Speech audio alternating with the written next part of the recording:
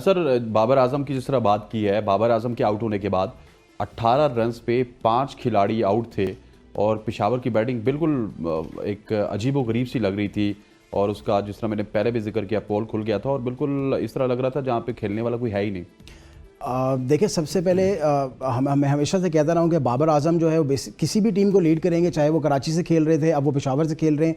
He is the backbone of the team. जब तक वो परफॉर्म नहीं करेंगे, मेरा नहीं ख्याल है कि कराची भी परफॉर्म नहीं कर पाया सही से, और इसी तरह पेशावर भी अब कुछ खास परफॉर्म नहीं कर पाएगा। बाबर को अगर 20, 25, 30 रन का भी स्टार्ट आपको दे पाए ना, तो वो बहुत इंपॉर्टेंट है। उसका विकेट पे रहना ज़रूरी है। This is the first time इस PSL में जब वो पहले 6 ओवर के अंदर पावर प्ले में आउट हुए, वो भी कर्टसी एक रन आउट हो गए। I don't remember him getting out for 0। मेरे नहीं ख्याल है कि मैं याददाश्त में भी करीब करीब कहीं है कि वो 0 पे आउट हुए। तो मेरे ख्याल में हिट बैक किया पेशावर को बहुत बुरे तरीके से बाबर का आउट होना।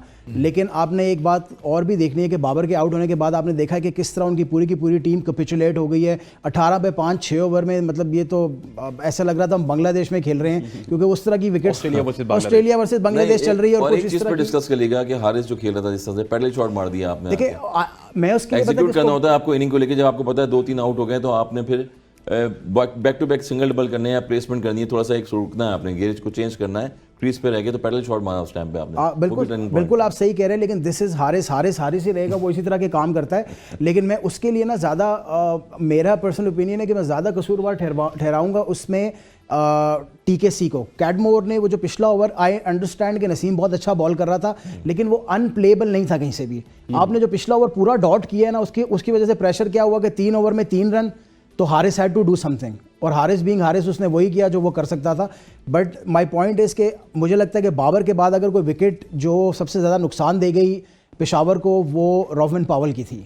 ये ग्राउंड, ये उसकी हिटिंग एबिलिटी, ट्रस्ट मी कि वो अगर खड़ा रहता ना, तो आमिर जमाल के साथ वो मैच लेके उठ जाता। और अभी भी hats off to Aamir Jamal, what a character. मैंने हमेशा आपको और मैंने आपको हमेशा कहा है कि ही इज़ गुड। और लास्टली मेरे ख्याल में जहाँ पे पेशावर थोड़ा सा मैच में पीछे रह गया, that was Paul Walter's innings. 29 किए उन्होंने 33 बॉल पे, लेकिन जब हमने समझना ये था कि 14 का जब रन रेट चाहिए होता ना, तब आप 29 बॉल में 33 रन नहीं कर सकते। बिल्कुल भी सपोर्ट नहीं मेरे आमिर जमाल को, and somehow Peshawar fail to reach the target. In the end आपने देखा डिफरेंस बहुत ज़्यादा नहीं रह गया था, 30 रन थे।